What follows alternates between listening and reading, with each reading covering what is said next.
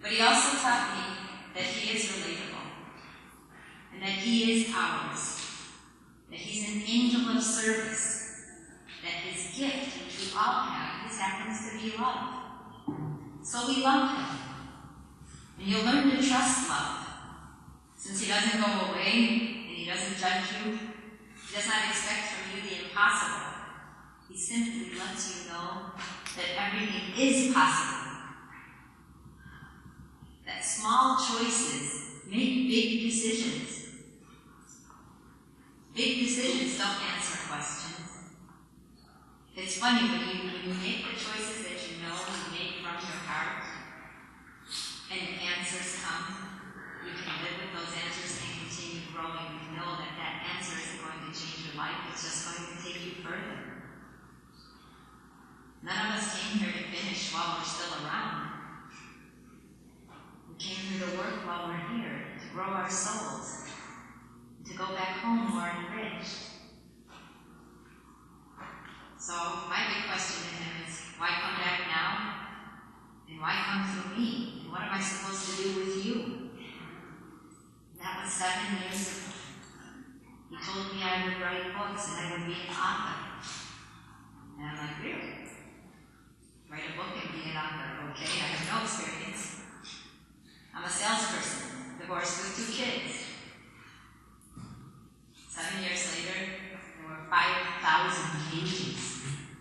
We had to edit to get into a book that's almost 700 pages. And I'm still writing, even after I got blessed and was ready to come here today, pretty much threw me for a loop. But I also trust that everything I say, as he told me, will be exactly what I needed to say. I try to read and then I go off on a tangent. But sometimes it's him, sometimes it's me, sometimes it's both of us, I can't tell. But he's very active and very much in all of us.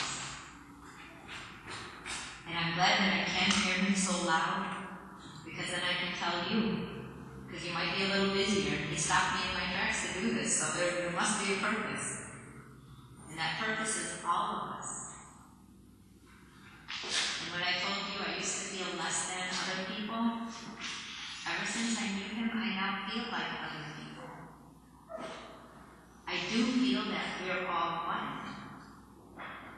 And not like, oh, we're all one in this whole, I wasn't very religious before this happened to me. And I don't know if I'm more or less religious now. I'm just very honest. I'm very honest, and I love people in a way I never could have, only because I didn't pay attention. I was busy going to school and working and married and kids and the whole thing. But he stopped me long enough to take it in and give it back. And that's what all of our lives are about. Everything we learn, we can share. And never to forget that the only thing that's impossible to us is what we tell ourselves is impossible. Capability doesn't know the word no. This book, people say, oh, you wrote a book, you're an author, blah, blah, blah. And I'm like, yes, but not really. I can't even take credit for it. It came through me, and there was a purpose, and it's my job. It doesn't feel like a job because I love it. I feel it every day. Everyone I talk to, I can't. It's my conversation, so if you run into me, be prepared. Because that's all I'm going to talk about it, I can't help it. I had somebody that's here that I just recently met who was an angel. And he said to me, have you gone on vacation lately? And I thought about it, and I thought, well, I'd be over there doing the same thing I'm doing over here. Just a different place, same people. I have my sister who once said to me, how come it's when you walk in a room, everybody loves you? And I said, everybody loves me, I never felt that. I said, I didn't even know that was going on. And I said, no, you got it wrong. He said, I actually loved everybody. It's never what we think it is. Having attention when you don't feel you deserve it is like not having attention at all. Sometimes it makes you feel worse. But knowing that all of us are attention to each other, that all of us give and take from each other every no one is more important, whether it's the soul of a child, or of the elderly, or our peer, or at work. I never met anyone who really didn't want to be happy or feel loved. I've never met anyone, even the most scared person who literally was 80 years old and looked at me one day and said, I don't feel loved. I don't believe in God. But if you can convince me, let's talk. So I went to coffee with him. And I said, what are you scared of? He was scared of dying because he hadn't believed in anything all his life. So he didn't know where he was going. And men usually like to know the answer to the questions I found out. More men have read this book than I've ever expected or anticipated.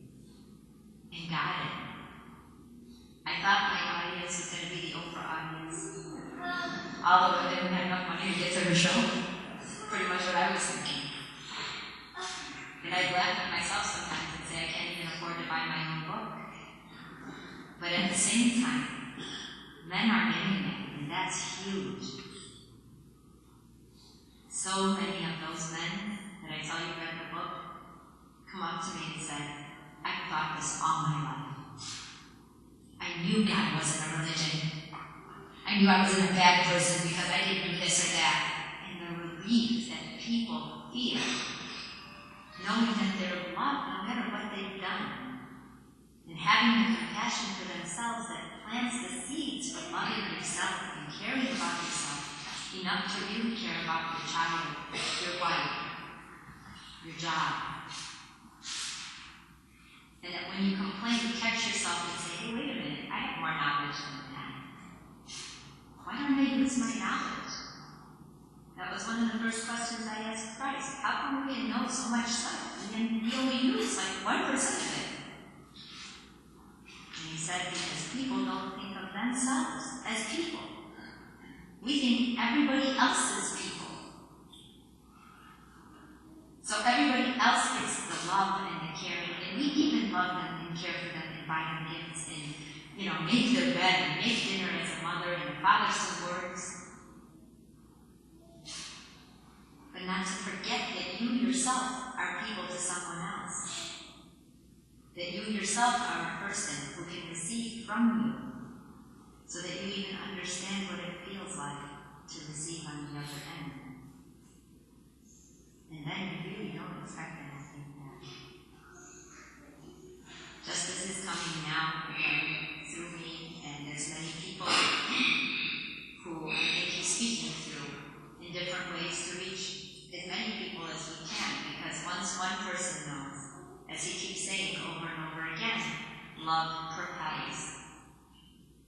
Nobody forgets when they were loved. Nobody forgets truth when they hear it. I could be saying whatever I want to say to you today, and if it weren't true, tomorrow you'll forget it. But what rings true to you will tug at you until you understand it. And knowing Christ is like, here's this light up here, and we're over here, and every time we hear something great, we try to bring it down and tailor it to what we already know. And he's like, you're not doing that. Because I'm not going to let you. You have to go up into it and figure out how.